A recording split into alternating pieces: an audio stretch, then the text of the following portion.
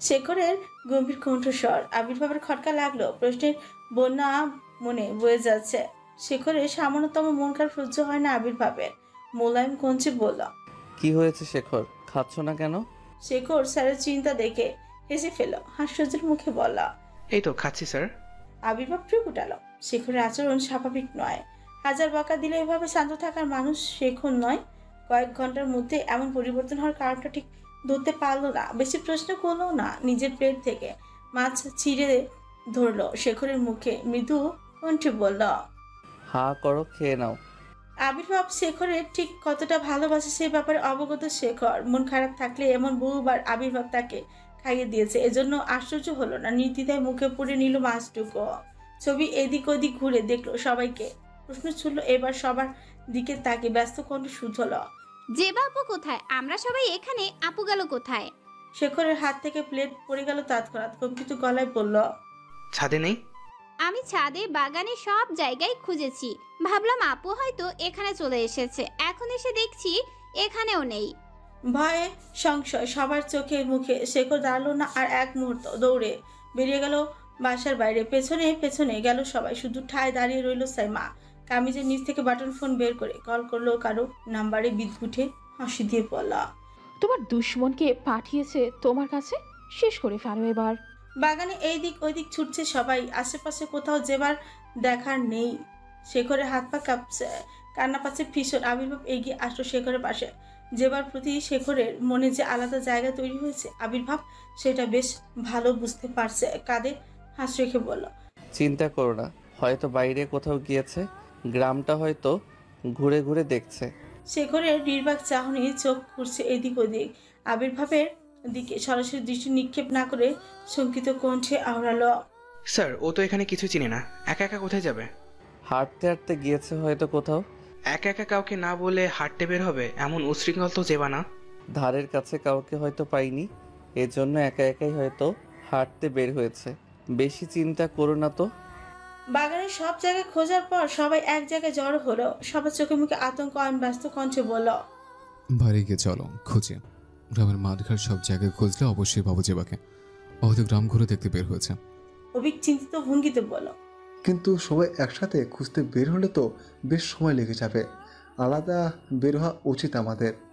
আবির্ভাব সম্মতি জানল অভিকের কথায়। মৃদু স্বরে বলল, চলো আমরা আলাদা আলাদা বের হই। ততক্ষণে উপস্থিত সেখানে হলো হায়দার মিয়া আর সাইমা। সাইমা বলল, যে বাবুকে তখন বলেছিলাম উত্তর পাড়া বেদিরা ঘাঁটি করেছে, ওখানে সাপের খেলা দেখানো হয়। আপু বলছিল আপুকে ওখানে নিয়ে যেতে। আপু একা একা ওই দিকটায় চলে গেল না তো আবার? হায়দার মিয়া কঠোর চোখে তাকালো সাইমার দিকে। কড়া কণ্ঠে বলল, তুমি ওদের ওসব বলেছ কেন? এখানে বাজে ছেলেদের আড্ডা হয় বিকেলে থেকেই। মেয়েটা ওখানে গিয়ে যদি বিপদে পড়ে।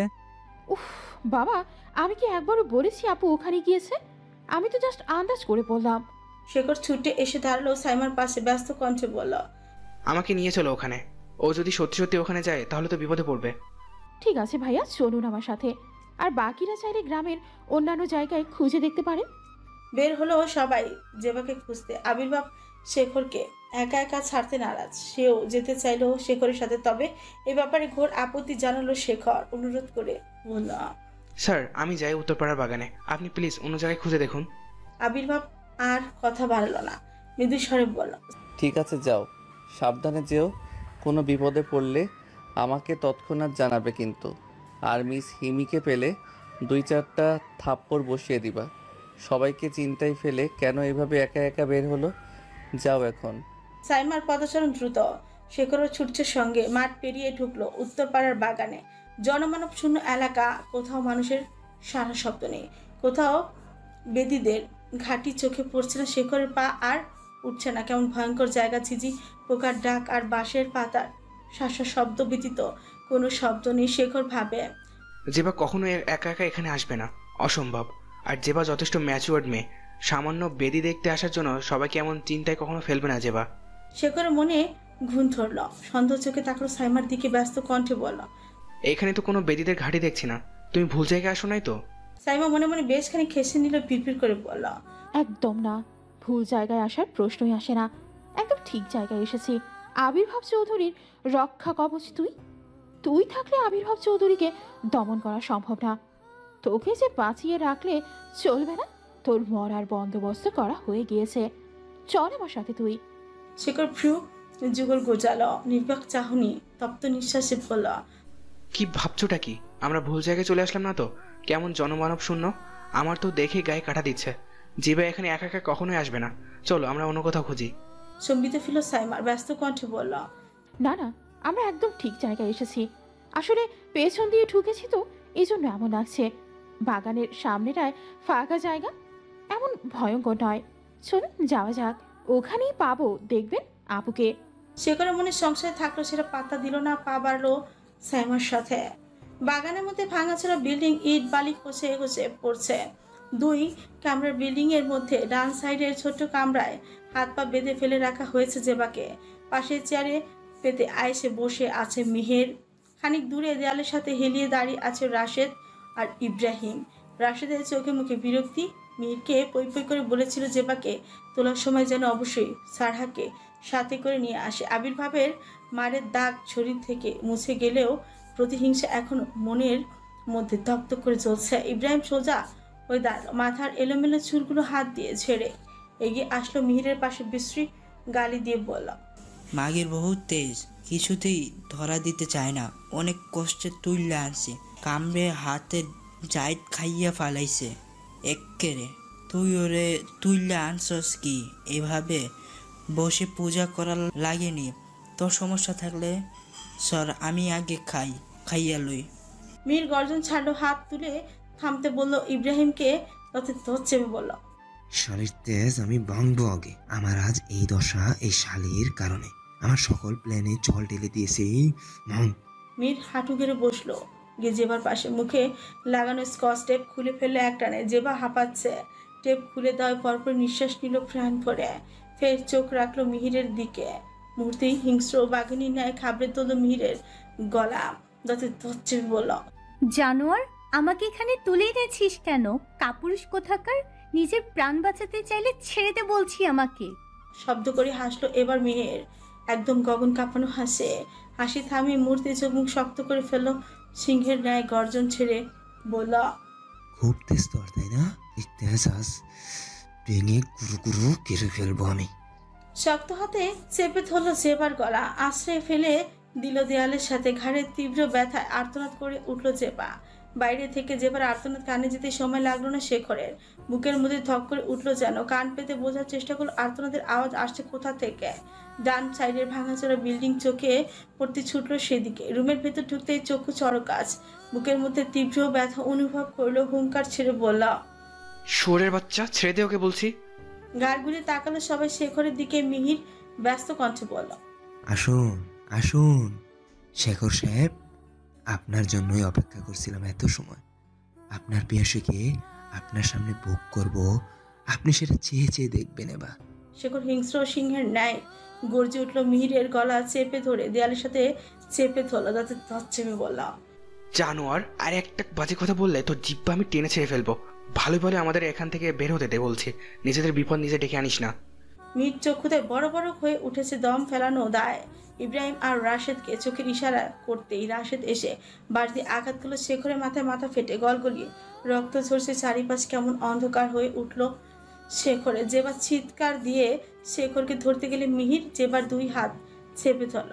শেখর জ্ঞান হারালো না, ব্যথা গিলে নিয়ে ছুটে গেল জেবাকে রক্ষা করতে। ইব্রাহিম আর রাশেদ চেপে ধরলো শেখরকে, ট্রেনে হিঁচড়ে নিয়ে আসলো কিছুটা দূরে। মিহির হেলে দুলে এগিয়ে যাচ্ছে জেবার কাছে, হাত বাড়ালো জেবার গায়ে পেঁচানো ওড়নায়। এক টানে ওড়না হাতে নিয়ে ছুঁড়ে ফেললো খানিকটা দূরে। কোমরে হাত রেখে হ্যাঁচকা টানে একদম নিজের সংস্পর্শে টেনে আনলো জেবাকে। জেবা নিজেকে ছাড়ানোর সর্বোচ্চ চেষ্টা করছে, হাত দিয়ে অগণিত কিল ঘুষি দিয়ে যাচ্ছে মিহিরের বুকে। মিহির পাত্তা দিল না সেদিকে, জেবাকে ছুঁড়ে ফেলে দিল মাটিতে। দেরি না করে শরীরের পুরো ভর দিয়ে বসলো জেবার পাশে। শেখর নিজেকে ছাড়ানোর সর্বোচ্চ চেষ্টা করছে, হাত জোর করে অনুরোধ স্বরে বলল, ছেড়ে দে প্লিজ ওকে, আমি হাত জোর করছি, প্লিজ ও সম্মান ভিক্ষে দে। মিহির সেদিকে পাত্তা দিল না, নিজের কাছে ব্যস্ত। সে কামিজের হাতার অংশ এক টানে ছিঁড়ে ফেললো। জেবা চোখ বন্ধ করে নিয়েছে, এবার চিৎকার করে কান্না করছে, হাত দিয়ে নিজের উন্মুক্ত শরীর ঢাকার চেষ্টা করছে। মিহির থামলো না, মুহূর্তেই বস্ত্র হরণ করলো জেবার, কামড়ে ধরলো জেবার গ্রীবাদেশ। জেবা হাত পা ছুটছে, মিহিরের অত্যাচার থামিনি এখন। দীর্ঘ সময় পর নিজের কার্যসিদ্ধি সম্পূর্ণ করে উঠে দাঁড়ালো এবার। অবশ্যই মাটিতে পড়ে আছে জেবার নিথর শরীরটা।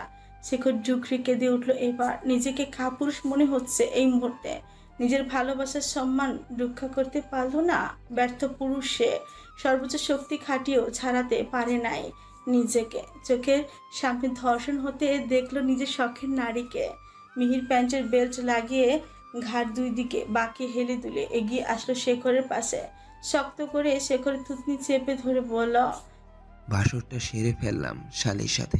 শালের বড্ড পাকনা গজিয়েছিল, একদম ডানা সহ ছেড়ে দিলাম। শেখর এবার নিজের হাত ছাড়াতে সক্ষম হলো। দুই হাত দ্বারা চেপে ধরল মিহিরের গলা। হুঙ্কার ছেড়ে বলল, মেরে ফেলবো তোকে বাস্টার্ড, খুন করে ফেলবো একদম। ইব্রাহিম আর রাশেদ ফের চেপে ধরল শেখরকে। মিহিরের চক্ষুতে রক্তবর্ণ ধারণ করেছে। দাঁতে দাঁত চেপে বলল, তুই আগে নিজেকে বাঁচা। মোর্শেদকে আবিবাবের হাতে তুলে দিয়ে তুই বড্ড ভুল করেছিলি। তোকে তো সেই দিনই খুন করে দেওয়া উচিত ছিল আমার। তাহলে একের পর এক আমার সকল প্ল্যান নষ্ট করতে পারতি না তুই। আবির্ভাবকে শেষ করতে হলে আগে যে তোকে মারতে হবে। শেখরের মাথা তীব্র বজ্রপাত হলো এবার। একই বলছে মিহির? এত কিছু এতদিন মিহির করে এসেছে, তবে মিহিরের পেছনে আছেটা কে? শেখরের অসহায় চাহনি দেখে মিহির শব্দ করে হাসলো। মাটিতে পড়ে থাকা এলোমেলো ঘরের ভেতর থেকে একটানে চকচকে ছুরিখানা বের করে নিল। সর্বোচ্চ শক্তি খাটিয়ে ঢুকিয়ে দিল শেখরের পেট বরাবর। পেট পুরোপুরি ছেদ করে ছুরিখানা বাইরে বের হয়ে গিয়েছে অনেকখানি। রক্তের তীর ছুটেছে গগন পানে। শেখর গগনবিদারী আর্তনাদ করে উঠল। অট্টহাসিতে মেতে উঠল মিহির, রাশেদ আর ইব্রাহিম। মাটিতে শেখরের দেহখানা ঢলে পড়ার আগেই ধরে নিল মিহির। ঠোঁট ভাঁজে বিচ্ছুক কণ্ঠে বলল, আরে শেখর সাহেব, অন্যের চামচামু করতে গিয়ে অকালে নিজের প্রাণ হারালি। এবার তোর প্রাণপ্রিয় আবির্ভাবের মরার পালা। তারপর খুব মজা করে মার বয়ন শালারে। মৃত্যুর আগ পর্যন্ত দমে গেল না শেখর। ব্যথাতুর কণ্ঠে থেমে থেমে তাচ্ছিল্যের স্বরে বলল, নিজেকে বাঁচিয়ে নিয়ে আগে। আবির্ভাব চৌধুরী তোর শান্তির ঘুম কেড়ে নিবে। আমাকে করা প্রতিটা আঘাতের শোধ স্যার কড়াই গন্ডায় তুলবে। মিহিরের এবার রাগ হলো ভীষণ। ফের আবার ছুরি বসালো শেখরের বুকে। অগণিত আঘাত করে থামলো। এবার মাটিতে ঢলে পড়ল শেখর। মিহির পা তুলে মাথায় কয়েকটা আঘাত করে ক্ষান্ত হলো। রাশেদের দিকে তাকে চোখের ইশারায় ওইখান থেকে বের হয়ে যেতে আদেশ করলো। রাশেদ নড়ল না, ঠোঁট প্রশস্ত করে হেসে হাত চুলকে বলল, ভাইজান আমরা একটু টেস্ট করতাম। মিহির কঠিন চোখে তাকালো রাশেদের দিকে, পিড়পিড় করে বলল, শালা নির্লজ্জ কোথাকার। ফের আর চোখে তাকালো জেবার দিকে। জেবার পুরোপুরি হুঁশ নেই। মৃদু কণ্ঠে বলল, বেশ, যা করবে তাড়াতাড়ি করো। অবশ্যই পড়ে থাকা শরীরটাকেও ছাড় দিল না অমানুষ দুটো। পরপর ধর্ষণ করলো ইব্রাহিম আর রাশেদ। ব্যথায় জ্ঞান হারিয়েছে জেবা। মেঝেতে পড়ে থাকা পোশাক পরিধান করে নিল ইব্রাহিম আর রাশেদ। রাশেদ ফের বসলো জেবার শরীরের উপর, গলা টিপে ধরলো শক্ত করে। জেবার অবশ হয়ে আসা শরীরখানা ছটফট করছে ভাসতে আচমকায়। রাশেদ জেবার গলা ছেড়ে উঠে দাঁড়ালো। মিহিরের সাথে দ্রুত পায়ে বেরিয়ে গেল ভাঙা বাড়ি থেকে। মাটিতে পড়ে থাকা শেখরের দেহখানা ছটফট করছে, প্রাণ আছে এখন শরীরে। উপর হয়ে পড়ে থাকা শরীরটাকে সরীসৃপ প্রাণীর মতো টেনে হিসড়ে নিয়ে গেল জেবার পাশে। অতি কষ্টে ধীরে ধীরে হাত রাখলো জেবার মুখের পাশে। পড়ে থাকা ছেঁড়া পোশাকগুলো তুলে ঢেকে দিল জেবার নগ্ন শরীর। অস্পষ্ট স্বরে বলল, জেবা, এই জেবা, তাকান না একবার আমার দিকে, দেখুন না একবার আমাকে। আমার চোখ ঝাপসা হয়ে যাচ্ছে জেবা, আমার নিঃশ্বাস বন্ধ হয়ে আসছে। একবার আমাকে ছুঁয়ে দিন, শুধু একটা বার। বেশ তেজ দিয়ে বলুন, রাগ দেখিয়ে ধিক্কার দিন আমায়। আমি যে কাপুরুষ, চোখের সামনে ওরা আপনাকে চিড়ে চিড়ে খেয়েছে। শুধু আত্মহত্যা ছাড়া আমি আর কিছুই করতে পারিনি। শেখর জোরে হেঁচকি তুলল এবার। মুখ গহ্বর হা হতে চুইয়ে চুইয়ে পড়লো কালো রক্ত। উপর হয়ে থাকায় রক্ত সম্পূর্ণ পড়লো জেবার মুখে। জেবার নিঃশ্বাস পড়ছে জোরে জোরে। পিটপিট করে চোখ খুললো এবার। রক্তাক্ত কম্পিত হাত এগিয়ে নিয়ে গেল শেখরের মুখে। ঝাপসা চোখ, অস্পষ্ট স্বরে কিছু বলার আগেই সর্বশরীর কেঁপে উঠল জেবার। নিঃশ্বাস পড়ছে না আর, চোখ দুটো খোলা। প্রাণ পাখিটা খাঁচা ছেড়ে উড়াল দিল। গগন বিদারী কান্নায় ভেঙে পড়লো এবার শেখর।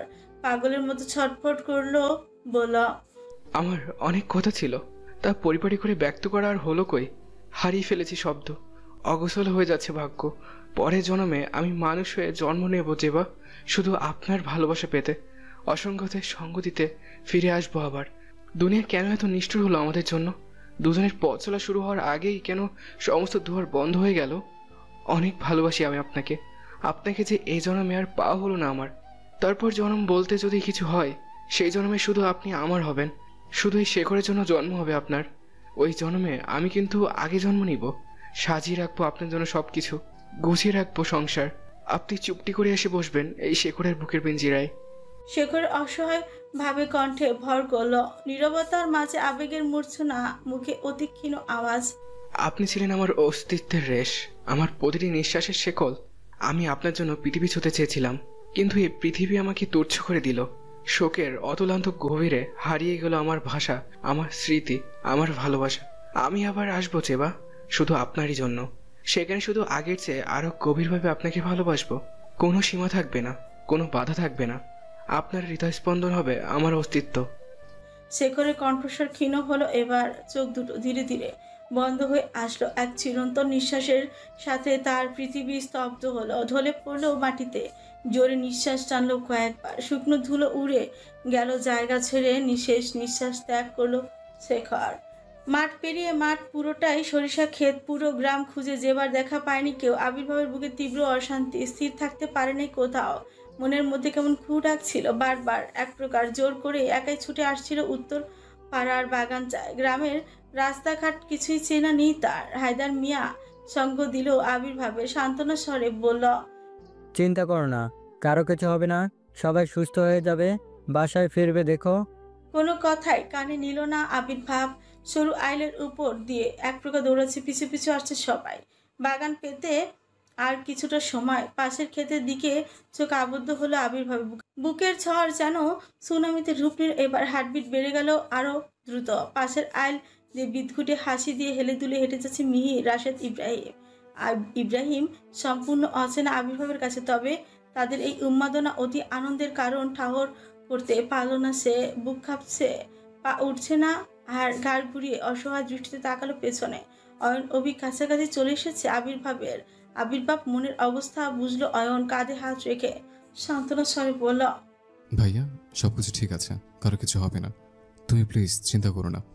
আবির্ভাব আঙ্গুল তুলে দেখালো পাশে আইলের দিকে। অয়ন আনমনে তাকালো সেদিকে। মিহিরের দিকে চোখ পড়তে মাথার উপর তীব্র বজ্রপাত হলো। তেজ দেখিয়ে মিহিরের দিকে এগিয়ে যেতে নিলে অভি চেপে ধরলো অয়নকে। ব্যস্ত কণ্ঠে বলল, এখন রাগ দেখানোর সময় না, আমাদের আগে শেখর আর জেভাকে খুঁজে বের করতে হবে। এখানে ঝামেলা করে সময় নষ্ট করে চলবে না। অয়ন তাকালো অভিকের দিকে, রাগ দেখিয়ে বলল, ছেড়ে দে আমাকে, হারামের বাচ্চাদের কাজ আমি শেষই করে ফেলবো। আবির্ভাব কম্পিত কণ্ঠে বলল, ওরা আমার শেখরকে কিছু করে নাই তো? অয়ন দমলো এবার। ব্যস্ত কণ্ঠে বলল, না না, কারো কিছু হয়নি, চলো না আমরা বাগানের ভেতরে গিয়ে দেখি। তাড়াহুড়ো করে দৌড়াতে গিয়ে কাটা বাঁশের অবশিষ্ট টুকরো পুরোপুরি গেঁথে গেল আবির্ভাবের পায়ে। চোখ মুখ খেঁচে মৃত্যু আর্তনাদ করলো। অয়ন ধরতে আসলে হাত তুলে বাধা দিল আবির্ভাব। রক্ত ঝরছে গল গলিয়ে। আবির্ভাব ব্যথা গিলে নিল, ক্ষীণ গলায় বলল, আমি ঠিক আছি, তোরা প্লিজ শেখর আর মিস হিমিকে খুঁজে বের কর। অয়ন অভিক দুজন গেল দুদিকে। অভিক পুরনো শান বাঁধানো পুকুরটা ভালোভাবে নজর বুলিয়ে নিয়ে উপরে উঠে আসলো। নিচের দিকে তাকাতেই ভীষণ চমকালো। ধুলো মাটিতে পড়ে আছে রক্তাক্ত ছুরি। অভিক হাঁটু গেড়ে বসলো ছুরির পাশে। তাজা রক্ত লেগে আছে ছুরি গায়ে। বুকের মধ্যে থক করে উঠলো কেমন। বুকের প্রশ্নে তোলপাড়। তাহলে সত্যি কি শেখর যেবার কোনো ক্ষতি করলো ওরা? সামনের দিকে মাটিতে ফোঁটা ফোঁটা রক্ত বিন্দু এঁকে বেঁকে পড়ে আছে। অভিক ঘাড় সোজা করে সামনের দিকে তাকাতে চোখে পড়লো সেদিকে। বুকের ভেতর অজানা সংশয় নিয়ে রক্তের দাগ অনুসরণ করে এগিয়ে গেল সামনের দিকে। ভাঙাচোরা বিল্ডিং এর সামনে এসে থেমেছে রক্তের ছোপ ছোপ দাগ। অভিক দ্রুত পায়ে উঠে গেল রুমের ভেতর। মুহূর্তে বুকের ভেতর থক করে উঠলো। আতঙ্কে চিৎকার দিল জোরে। অভিকের হাত পা কাঁপছে। ফের চিৎকার দেওয়ার আওয়াজটুকু বের হচ্ছে না। কানে কেমন শাসার শব্দ ভেসে বেড়াচ্ছে। কত চঞ্চল ছেলে মেয়ে দুটোর নিথর দেহ পড়ে আছে সামনে। অভিকের চিৎকারের আওয়াজে কানে যেতেই থমকে দাঁড়ালো আবির্ভাব। পায়ের কাটা জায়গা দিয়ে বিরামহীন রক্ত ঝরছে। আবির্ভাব তবু থামলো না, দৌড়ালো সেদিকে। ভাঙা বিল্ডিং এর ভেতরে হুড়মুড়িয়ে ঢুকলো অভিক, তখনও ঠায় একইভাবে দাঁড়িয়ে আছে। আবির্ভাব দু হাত দ্বারা শক্ত করে চেপে ধরল অভিকের কাঁধ, ভয়ার্ত কণ্ঠে বলল, তুই এভাবে চিৎকার দিলি কেন? কি হয়েছে বল আমাকে। অভিকের ঝাপসা চোখ তুতলিয়ে বলল, তুমি কিন্তু স্ট্রং, একদম ভেঙে পড়বে না। ওদের হত্যার শাস্তি আমরা নিজ হাতে দেব। আবির্ভাবের কণ্ঠনালী ছেদ করে শব্দ বের হওয়া যেন দায়। থেমে থেমে বলল, কি সব ফালতু কথা বলছিস? কাদের হত্যার শাস্তি দিব আমরা? মাথা খারাপ হয়ে গিয়েছে তোর? অভিক নিঃশব্দে কাঁদলো খানিক, গাল বেয়ে গড়িয়ে পড়ল নোনা জল। কম্পিত হাত টেনে ধরলো সামনে, মৃদু কণ্ঠে তুতলিয়ে বলল, ওইদিকে দেখো ভাইয়া। আবির্ভাবের বুক দুরু দুরু, খারাপ কিছু হয়েছে শতভাগ নিশ্চিত। ঘাড় ঘুরালো অভিকের হাত বরাবর, বুকের মধ্যে তীব্র ধাক্কা লাগলো। গলা শুকিয়ে আসছে, সমুদ্রের ঢেউ আছড়ে পড়ছে মাথার উপর। পায়ের তলা থেকে যেন মাটি সরে গেল। মাথা ঘুরে হেলে পড়লো খানিক। মাটিতে পড়ার আগেই অভিক শক্তপোক্ত হাতে চেপে ধরল আবির্ভাবকে, শঙ্কিত গলায় বলল, ভাইয়া নিজেকে সামলাও, তুমি এভাবে ভেঙে পড়লে চলবে না। আমাদের লড়াই সবে শুরু, এভাবে থেমে গেলে চলবে না। আবির্ভাব অভিকের বাহু ডোর থেকে ছাড়িয়ে নিল নিজেকে, সোজা হয়ে দাঁড়ালো। ভেঙে পড়া শরীরটাকে টেনে হিসড়ে নিয়ে আসলো শেখরের নিথর প্রাণীহীন দেহর পাশে। থপ করে বসে পড়লো সেথায়, ঝাপসা হয়ে যাওয়া চোখ মুছে নিল হাত দিয়ে। পাশেই রক্তের স্রোত দলা পেকে আছে। শেখরের মুখ খানিক হা হয়ে আছে, কালো পিঁপড়া শাড়ি বেঁধেছে লাশের গায়ে। চোখ দিয়ে ঝরা রক্ত শুকিয়ে কালো হয়ে উঠেছে, নাকের ভেতর চলাচল করছে পিঁপড়া। আবির্ভাবের কম্পিত হাত দিয়ে ধীরে ধীরে এগিয়ে নিয়ে গেল শেখরের মুখে, মুখে হাত বুলিয়ে দিয়ে মোলায়েম কণ্ঠে ঢাক দিল, শেখর, এই শেখর উঠো। এইভাবে মাটিতে শুয়ে আছো কেন তুমি? আমরা আজই ঢাকা চলে যাব, তুমি উঠে পড়ো। আবির্ভাবের ডাককে তোয়াক্কা করল না শেখর। চাইলেও আর কোনোদিন স্যারের ডাকে সাড়া দিতে পারবে না সে। আবির্ভাব এবার ধমক দিল বেশ জোরে, অস্পষ্ট স্বরে বলল, আমি ডাকছি, তোমার কথা কানে যায় না? তুমি কিন্তু বড্ড অমান্য করছো আমাকে। উঠো বলছি। অভিক এগিয়ে আসলো এবার, আবির্ভাবের কাঁধে হাত রেখে ভেজা কণ্ঠে বলল, শেখর তোমারটাকে আর কখনো সারা দিবে না ভাইয়া। ও যে সব মেয়ে ত্যাগ করে বিদায় নিয়েছে সবাইকে ছেড়ে। আবির্ভাবের গাল বেয়ে বিরামীর অশ্রু ঝরছে। শেখরের দেহখানা টেনে তুলল বুকে, গখন বিতাড়ি চিৎকার দিয়ে কান্নায় ভেঙে পড়ল এবার, অস্পষ্ট স্বরে বলল, শেখর ভাই আমার, আমি আবির্ভাব শূন্য তোকে ছাড়া। আমার প্রতিটা দিন শুরু হয় তোকে দিয়ে। আমার সুখ দুঃখে তুই আমার ছায়া। আমি বাঁচব কি করে তোকে ছাড়া? আমাকে ছেড়ে যাওয়ার এত তাড়া কেন ছিল? কেন তোর? বল না, কোথায় গেলে তোকে আবার পাবো আমি? আবির্ভাবের কান্না থামছে না, কান্নার আওয়াজ আরও বেড়ে গেল খানিক। বাঁশবাগানের শেষ কোণায় খুঁজে সবে মাত্র এই দিকটায় এসেছিল অয়ন। আবির্ভাবের কান্না কানে যেতে দৌড়ে চলে আসলো বিল্ডিংয়ের ভেতরে। ভেতরে এমন দৃশ্য দেখার জন্য মোটেও প্রস্তুত ছিল না অয়ন। শেখরকে বুকে আগলে নিয়ে বিরামহীন কাছে আবির্ভাব, পাশে পড়ে আছে জেবার ছন্নছাড়া দেহখানা, লাশের পায়ের অংশ পুরোটাই উন্মুক্ত। অয়ন ছুটল জেবার কাছে, হাত তুলে পালস চেক করে নিল, ঠোঁট কাঁপছে। কি বলবে, কাকে কি প্রশ্ন করবে, ঠাউর করতে পারছে না। স্মৃতির পাতায় ধরা দিচ্ছে তার প্রথম ভালোবাসার সাথে কাটানো মুহূর্তগুলো। ডুকরে কেঁদে উঠল এইবার। জেবার মুখে মৃদু থাপড়ে উম্মাদের মতো জাগানোর চেষ্টা করছে। ততক্ষণে বাকি সবার উপস্থিতি হয়েছে সেখানে। কান্নার হিড়িক পড়ল এবার। রক্তের সম্পর্ক নেই কারোর সাথে, তবে এটা যেন আত্মার বন্ধন। রুম জুড়ে চাপা কান্নার আওয়াজ ছাড়া গিয়ে বসলো আবির্ভাবের পাশে, হাত রাখলো কাঁধে। আবির্ভাবের কাঁধে মৃদু স্বরে ডাকলো, প্লিজ এভাবে ভেঙে পড়বেন না। শেখ রক আর যে বা আপুকে যে বা যারা এভাবে হত্যা করেছে তাদের শাস্তি আইন দেবে। আবির্ভাবের সম্বিত ফিরল এবার। অশ্রুতে ভেজা চোখ নিয়ে নিমিষেই জ্বলে উঠল প্রতিশোধের আগুন। মুখ তুলে তাকালো, তাতে তৎ চেপে বলল, কোনো আইন নেই দেশে। আইন যদি সজাগ থাকতো তাহলে বারবার আমি আমার প্রিয় মানুষদের হারাতাম না। আবির্ভাবের কাছে একটাই আইন, একটাই নিয়ম, সেটা হলো মৃত্যুদণ্ড। জেবা আর শেখরের হত্যার শাস্তি আমি নিজে দিব ওদের। ভয়ানক মৃত্যু দিব সবাইকে। যে আমার থেকে শেখরকে কেড়ে নিয়েছে তাদের প্রত্যেককে খুন করব নিজের হাতে। আবির্ভাব শেখরের লাশ মাটিতে শুয়ে দিয়ে ফের হাত রাখলো শেখরের মুখে, অগ্নিঝরা কণ্ঠে বলল, আমি তোমার হত্যার শাস্তি নিজ হাতে দিব শেখর, প্রত্যেককে খুন করব। আবির্ভাব উঠে দাঁড়ালো। এবার ছবি জড়িয়ে ধরলো ভাইকে, ভেজা কণ্ঠে বলল, না ভাইয়া, তুমি কোথাও যাবে না। তোমার কিছু হলে আমি যে এই পৃথিবীতে একদম একা হয়ে যাব, আপন বলতে কেউ থাকবে না আর আমার।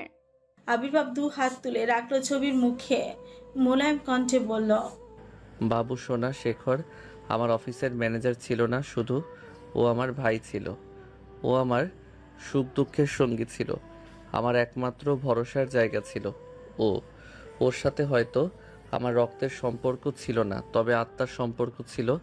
আমার সেই আত্মা ওখানে পড়ে আছে, ভয়ানকভাবে খুন করা হয়েছে ওকে। আর আমি দেশের আইনের উপর ভরসা করে হাত পা গুটিয়ে বসে থাকবো পারবো না আমি। আবির্ভাবের চোখ পড়লো এবার কোনায় দাঁড়িয়ে থাকা সাইমার উপর। প্রতিশোধের আগুন দাউ দাউ করে জ্বলে উঠলো। এবার ছবিকে সরিয়ে দিয়ে ব্যস্ত পায়ে এগিয়ে গেল সাইমার পাশে, কণ্ঠে কঠোরতা আচমকা চেপে দিল সাইমার গলা, তাতে ধর চেপে বলল, তুই ডেকে এনেছিলি না ওদের? তুই আগে থেকে সবটা জানতিস তাই না? ওদের সাথে প্ল্যানিংয়ে তুইও সামিল ছিলি। বাঁচতে দিব না তোকে, খুন করে ফেলবো আমি।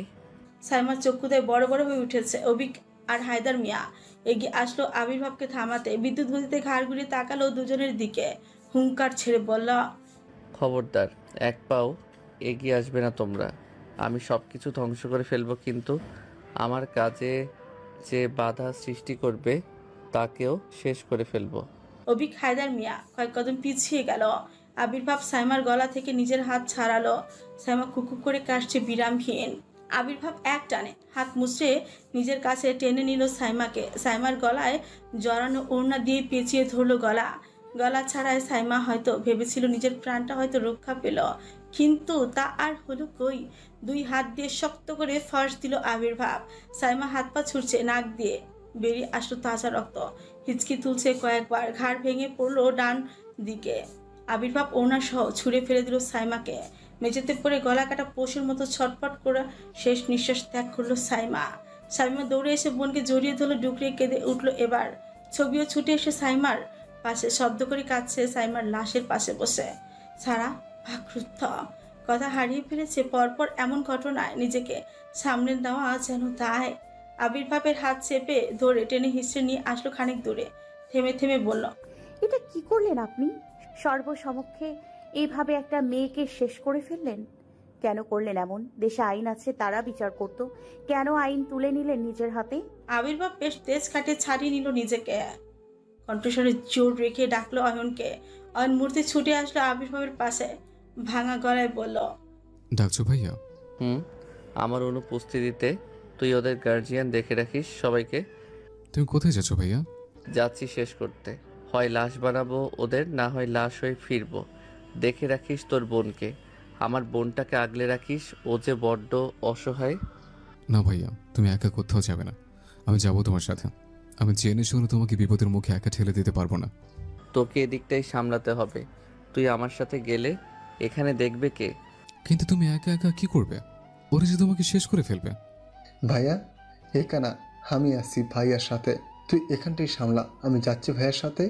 অবিকের কণ্ঠস্বর কানে যেতেই ঘুরে তাকাল অয়ন, কৌতূহলী চোখে মুখে অবিশ্বাস্য কণ্ঠ।